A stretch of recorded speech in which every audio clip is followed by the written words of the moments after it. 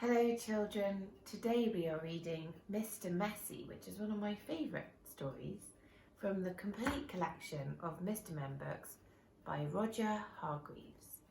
And I have my usual friends with me, Sean the sheep and Molly the mummy with her little baby, Bear. So everybody sit comfortably or get tucked up in bed and the story of Mr. Messy shall begin. Mr. Messy was the messiest person you've ever met in your whole life. He looked messy because he was messy in everything he did. You could always tell where Mr. Messy had been because he left a trail of messy fingerprints wherever he'd been. Oh yes, Mr. Messy was messy by name, messy by nature. Mr. Messy lived in a particularly messy-looking house. The paint was peeling, the windows were broken, there were tiles missing from the roof, the flower beds were overgrown with weeds, the garden gate was off its hinges, and had Mr. Messy cut the grass in his garden lately? He had not. One morning, Mr. Messy woke up in his messy bed, yawned, scratched, got up, cleaned his teeth, leaving the top off the toothpaste, had his breakfast, spilling cornflakes all over the floor, and then set out for a walk, tripping over a brush he'd left lying in the garden 2 weeks before.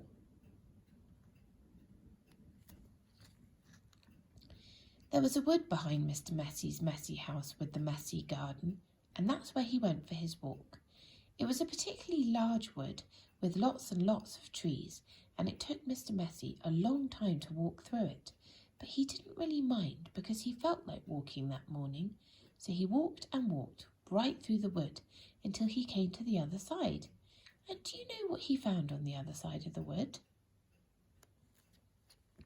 Mr. Messy found the neatest, prettiest looking little cottage that he had ever seen.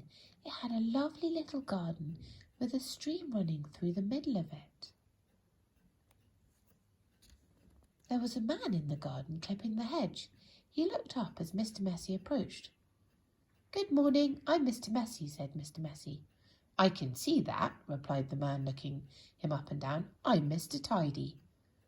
"And I'm Mr. Neat," said another man, appearing out of the house. "Tidy and neat," said Mr. Tidy. "Neat and tidy," said Mr. Neat. "We're in business together," explained Mr. Tidy, "and the people who own this house have asked us to do some work for them." "What sort of work?" asked Mr. Messy. "Oh, we make things nice and neat," said Mr. Neat. "Tidy things up," added Mr. Tidy. "Perhaps we could come along and do some work for you," said Mr. Neat, looking at Mr. Messy, who was looking even messier than usual that particular morning. "But I don't want things neat and tidy," said Mr. Messy, looking downright miserable at the thought of it. "Nonsense," said Mr. Tidy. "Fiddlesticks," said Mr. Neat. "But," said Mr. Messy. "Come along," said Mr. Neat. "Off we go," said Mr. Tidy. But, said Mr. Messy. "But nothing," said Mr. Neat, and bundling him into their van, which was parked behind the house, off they went to Mr. Messy's house at the other side of the wood. "Good heavens," said Mr. Neat when he saw where Mr. Messy lived. "Good gracious," added Mr. Tidy. "This is the messiest house I have ever seen in all my born days," they both said together at the same time. "Better do something about it," said Mr. Neat, and before Mr. Messy could open his mouth, the two of them were rushing here and there about Mr. Messy's house.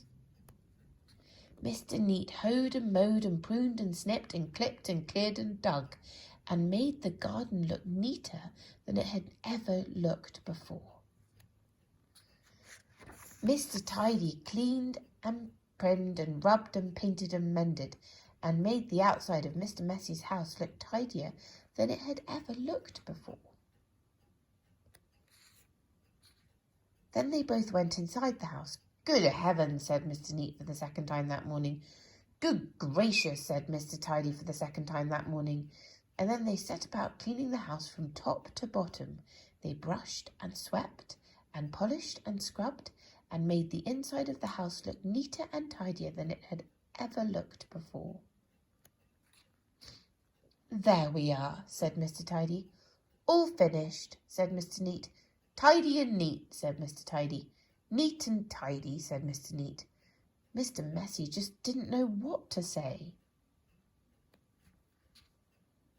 Then they both looked at Mr. Messy.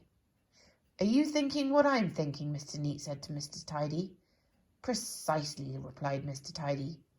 What we're both thinking, they said together to Mr. Messy, is that you look much too messy to live in a neat and tidy house like this.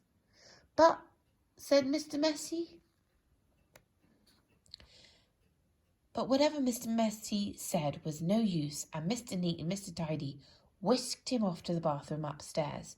It had been the messiest room in the house, but now, of course, it was neat as a new pin.